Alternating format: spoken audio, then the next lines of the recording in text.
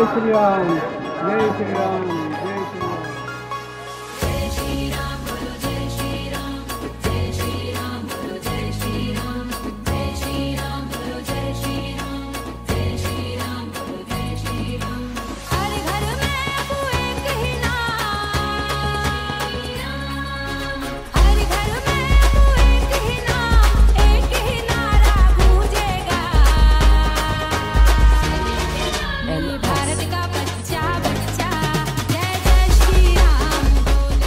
मंदिर निर्माण की परिकल्पना तो बचपन में ही हो गई थी, जब मेरी अवस्था 10-12 वर्ष की रही होगी तो।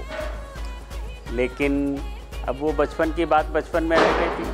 10-15 साल बीत जाने के बाद कभी कभी माँ याद दिलाती थी उसकी कि हमने कभी अपने पितामह से वादा किया था कि हम एक मंदिर बनाएंगे। लेकिन वो सब बातें हंसी मजाक में ही हो जाती थी, रह जाती थी। पितामह नहीं रहे तो मंदिर निर्माण की बात भी जो है बचपन की कही हुई बात हो गई। लेकिन मन में कहीं ना कहीं किसी कोने में एक अपराध बोध सा बनता था कि मैंने कहा तो ज़रूर था, और आज जब मेरे पास इतनी सामर्थ्य है कि मैं बना सकता हूँ तो फिर मैं क्यों नहीं बना रहा हूँ। धीरे धीरे पिताजी माताजी इन लोगों का भी रुझान ये होता गया कि हाँ हमको बनाना चाहिए मंदिर।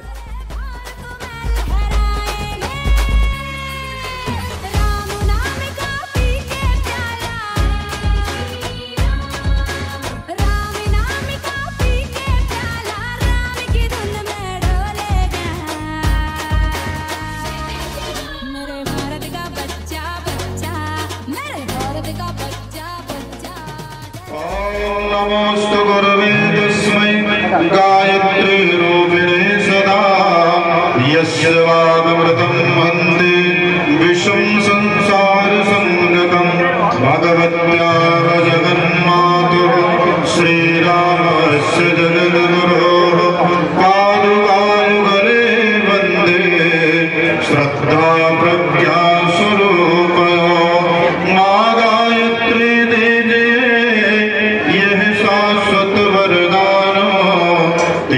वरे मम साधना सेवा कर्म गमान, सेवा कर्म गमान।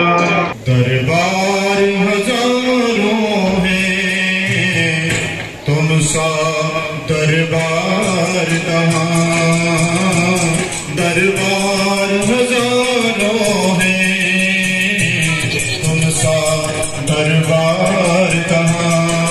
अब क्यों भूले भटके जब सजदा किया यहाँ, अब क्यों भूले भटके जब सजदा किया यहाँ। दरबार हजारों है तुम सा दरबार कहाँ, दरबार हजारों है तुम सा दरबार कहाँ। जो भावों सहित तेरे दरबार में आते हैं, जो भावों सहित तेरे दरबार में आते हैं। अनुशासन माने तो जी भर कर पाते, अनुशासन माने तो जी भर कर पाते हैं। जी चाहा मिल जाए ऐसा भंडार कहाँ, जी चाहा मिल जाए ऐसा भंडार कहाँ। दरबार हजारों है तुम सा दरबार कहाँ। मेरी कलशा में सब देव आए चलो वंदन करे, मेरी कलशा में सब देव आए चलो वंदन करे। वंदन करे अभिनंदन करे, वंदन करे अभिनंदन करे। मेरे कलशा में सब देव आए चलो वंदन करे।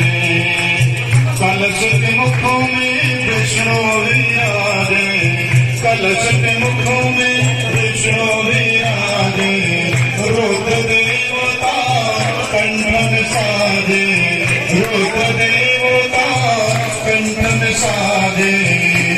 जी मूलों में ब्रह्मा समाए, चलो वंदन करें।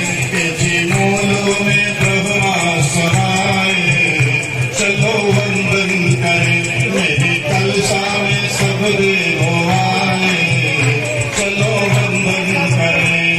सात देवों को सातों सागर का जल है, सात देवों को सातों सागर का जल है। गायत्री माता की महिमा का बल है, गायत्री माता की महिमा का बल है। चारों वेद है, चारों वेद है अंगों में समाए, चलो वंदन करें। चारों वेद है अंगों में समाए, चलो वंदन करें। मेरी कलशा में सब देव आए, चलो वंदन करें। मैंने 2017 में अपने गांव में मंदिर बनाने की बात सोची, लेकिन कुछ अकथनीय कारणों से वो बन नहीं पाया। फिर यहाँ परमहंस आश्रम में स्वामी जी के साथ चर्चा हुई ब्रह्मचारी जी से, तो उन्होंने कहा कि इस आश्रम में कभी परमहंस रामचंद्र दास जी महाराज अयोध्या से पधारे थे और उन्होंने कहा था कि यहाँ एक हनुमान मंदिर की बहुत आवश्यकता है। नवयुवकों में चरित्र निर्माण और हिंदू धर्म के प्रचार प्रसार के लिहाज से यहाँ पे एक हनुमान मंदिर बनना अति आवश्यक था, लेकिन मैं नहीं बनवा पाया। तो अगर बना सकते हो तो एक हनुमान मंदिर यहाँ बनाइए। तो इस तरह से यहाँ पे हनुमान मंदिर बनने की प्रक्रिया प्रारंभ हुई। जय श्री राम।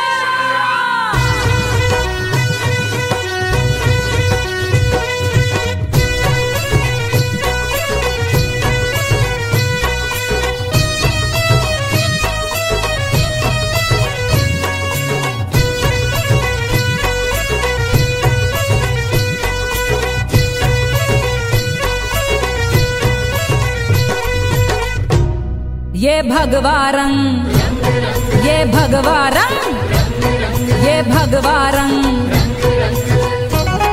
जिसे देख जमाना हो गया दंग, जिसे ओढ़ के नाचे रे बजरंग। मुझे चढ़ गया भगवा रंग रंग, मुझे चढ़ गया भगवा रंग रंग। ये भगवा रंग, ये भगवा रंग, ये भगवा रंग, ये भगवा रंग,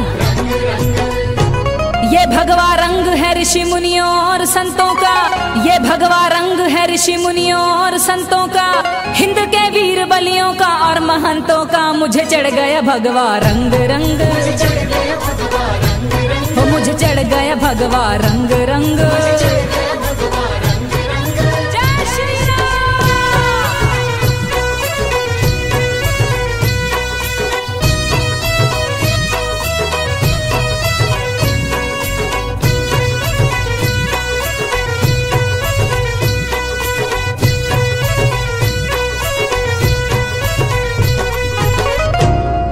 रंग लिया माँ भारती के वीर लालों ने, ये रंग रंग लिया माँ भारती के वीर लालों ने। नहीं घुल सकता है ता जिंदगी नदियाँ ना तालों में। मुझे चढ़ गया भगवा रंग रंग, मुझे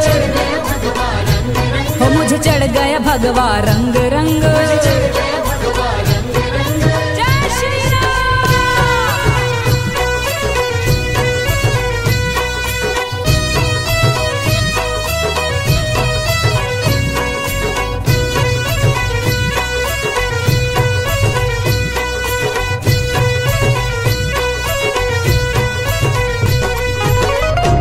ये वो रंग है जो जनक लली के मस्तक से आया है, ये वो रंग है जो जनक लली के मस्तक से आया है, जिसे अंजना के लल्ला ने चोले में रंगाया है। मुझे चढ़ गया भगवा रंग रंग,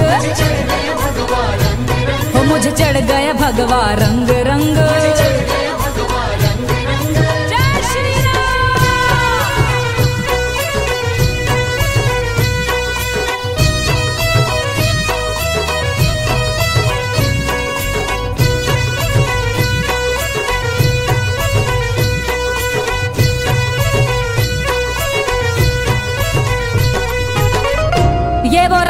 जो श्री राम जी के मन को भाया है, ये वो रंग है जो श्री राम जी के मन को भाया है। अवध को छोड़ते समय प्रभु ने तन रंगाया है, मुझे चढ़ गया भगवा रंग रंग, मुझे चढ़ गया भगवा रंग रंग। जय श्री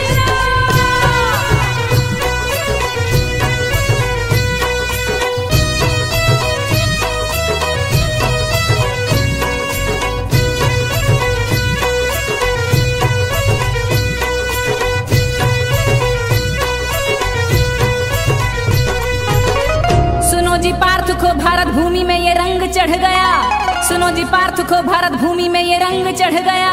न्याय और नित्य के पीछे वो अपनों से लड़ गया, मुझे चढ़ गया भगवा रंग रंग, मुझे चढ़ गया भगवा रंग रंग। ये भगवा रंग, ये भगवा रंग, ये भगवा रंग, जिसे देख जमाना हो गया दंग, जिसे ओढ़ के, जिसे ओढ़ के, जिसे ओढ़ के नाचे रे बजरंग। मुझे चढ़ गया भगवा रंग रंग, मुझे चढ़ गया भगवा रंग रंग। ये भगवा रंग, ये भगवा रंग, ये भगवा रंग। हर हर महादेव,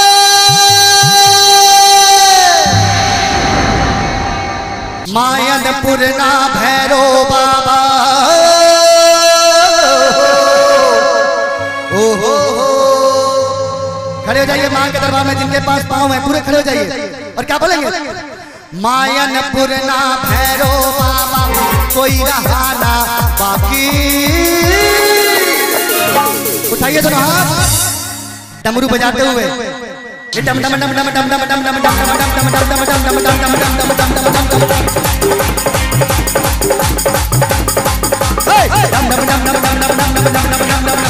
डम बम बोल रहा है काशी, बम बम बोल रहा है काशी, बम बम बोल रहा है काशी। मायनपुर ना भैरो बाबा,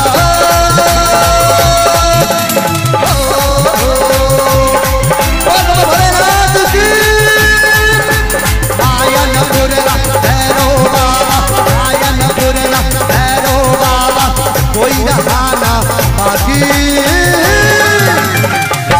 पूज्य चरण ब्रह्मचारी जी महाराज की, पूज्य चरण हर्ष चैतन्य महाराज जी महाराज की। इस मंदिर निर्माण में मैं इतना ही कहना चाहूँगा कि इसमें उन सारी प्रक्रियाओं का, जैसे भूमि शोधन, मंदिर की सबसे बड़ी प्रक्रिया होती है भूमि शोधन, फिर भूमि में गर्भगृह कहाँ पे होगा, कहाँ पर गुरुत्वाकर्षण केंद्र है धरती का, इन मूर्तियों में वो सारी प्रक्रियाएं जो चाहे वैज्ञानिक तरीके की कही जाएं, चाहे आध्यात्मिक तरीके की कही जाएं, चाहे पौराणिक व्याख्यानों से कही जाएं, जिस तरह से भी है उसका सारा ध्यान रखा गया है कि इन मूर्तियों में वैज्ञानिक तरीके से प्राण वायु समायोजित हो जाए और इनके सामने कोई भी व्यक्ति खड़ा हो तो वो ऐसा हो कि साक्षात भगवान के सामने खड़ा है।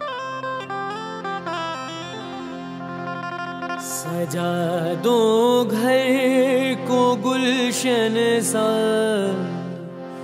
सजा दो घर को गुलशन सा, मेरे सरकार आए हैं। सजा दो घर को गुलशन सा, मेरे सरकार आए हैं। मेरे सरकार आए हैं, मेरे सरकार आए हैं। मेरे सरकार आए हैं, मेरे सरकार आए हैं। मेरे सरकार आए हैं। लगे कुटिया भी दुल्हन सी, लगे कुटिया भी दुल्हन सी, मेरे सरकार आए। जिस आश्रम में मंगलवार को हजारों लोगों की श्रद्धा की भीड़ होती है, कुछ न कुछ अपने मनोकामना लेकर के आते हैं। परमहंस जी महाराज की कृपा से दुख दूर हो जाता है, प्रसन्न होकर के जाते हैं। ये परमहंस जी महाराज की अहेतु की कृपा है। वर्तमान के समय में परमहंस जी महाराज की समाधि रही आश्रम में। एक प्राचीन मंदिर था जिसे अर्धनारीश्वर मंदिर कहा जाता था। इसके अलावा आश्रम में कुछ था नहीं। आज के 5 वर्ष पूर्व हमारे जो धर्मपुत्र हैं, हमारे आत्मीय हैं, बचपन से जिनको मैंने पुत्र माना था, वही एक अवधेश नारायण पांडे, जिनकी श्रद्धा, भावना और इसके साथ साथ उनका जो उदार मना भावना है, वो सबके हृदय में घर कर जाता है।